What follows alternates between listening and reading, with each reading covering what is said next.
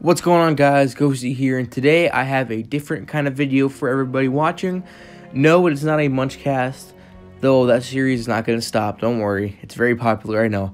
This video is going to be a return to form of my old series where I review games I play, basically. In today's game, if you couldn't tell by the intro, is Uncharted 4: A Thief's End.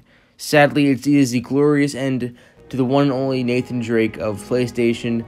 I just got, introduced to the series this year. I played 1, 2, and 3. I liked them all respectively, but number 4 definitely is my favorite, and here's why. In this review, we're going to be talking about the gameplay, of course, and the story, and then my final verdict at the end, ranking it out of 100. So let's get into it. Shit, mate!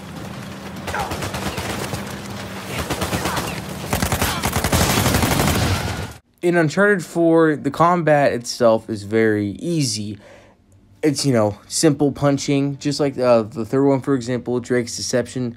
Same type of formula there. But in this one, I'm not sure if it's because of Naughty Dog's updated graphics or the fact that it's ran on a whole new gunplay engine. But it feels so much smoother than the last games, I gotta say. Number 1 is my least favorite, and that game is so tedious and boring. And number 2 has that too, and number 3 strayed away from it, but it had the same, again, formula as the whole series. This one has that carbon copy feel to it, but there's so much new to it that, honestly, I'm so distracted due to the fact of how good the game looks. The graphics obviously look good.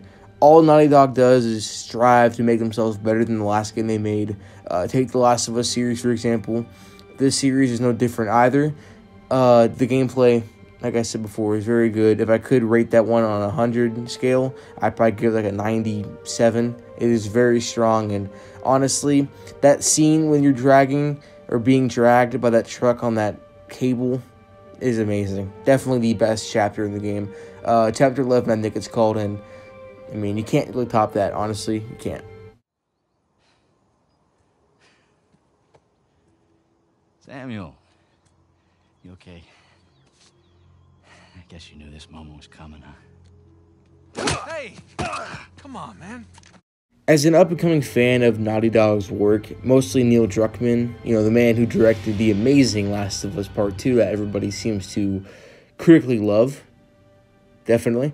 I see what they did with this story. They wanted to be a good going out mission adventure for the Nathan Drake, the mascot of PlayStation, Sony, the video game equivalent to Indiana Jones. It makes sense. In this one, it doesn't go for like the Nathan Drake's about to die at the end of the game. He doesn't die. Instead, the game centers around him and his, rediscovered brother who he thought had died in the beginning of the game, which was taking place 20 years or so, I forget, a good long time before the main event of this game.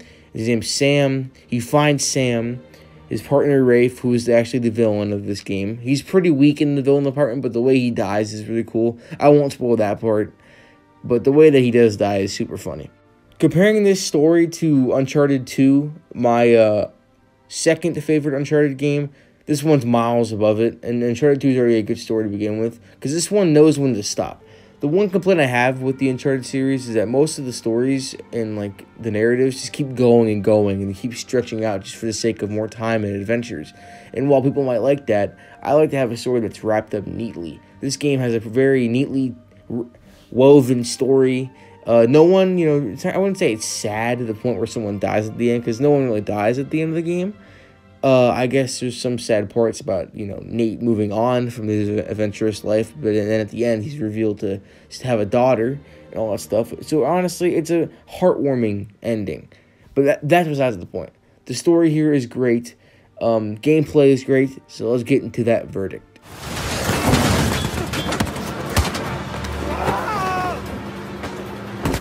Plugging in Uncharted 4 on our meter, out of 100 of course, I'm going to give it a solid 95 out of 100. Now that might seem like it's actually too low compared to the things I just said about it, like 2 minutes ago. But, weighing into the pros and cons of the game, because yes, there are some cons, such as small things like the gunplay is a little wacky. Some of the enemies have some weird AI bugs where they do some stupid things for AI. The story can drag sometimes in certain chapters, like the puzzle ones that you kind of want to end. And the villain, Rafe, is very cliche with his intentions and his plot points. They don't really feel fleshed out. He just kind of feels like another one-sided baddie that has beef with Nathan Drake, which seems to be half of the villains in the games. So it's almost like a formula. The word of the day, formula. But anyways, guys, thank you guys so much for watching this review. But anyways, guys, thank you for watching again. I'll talk to you all later.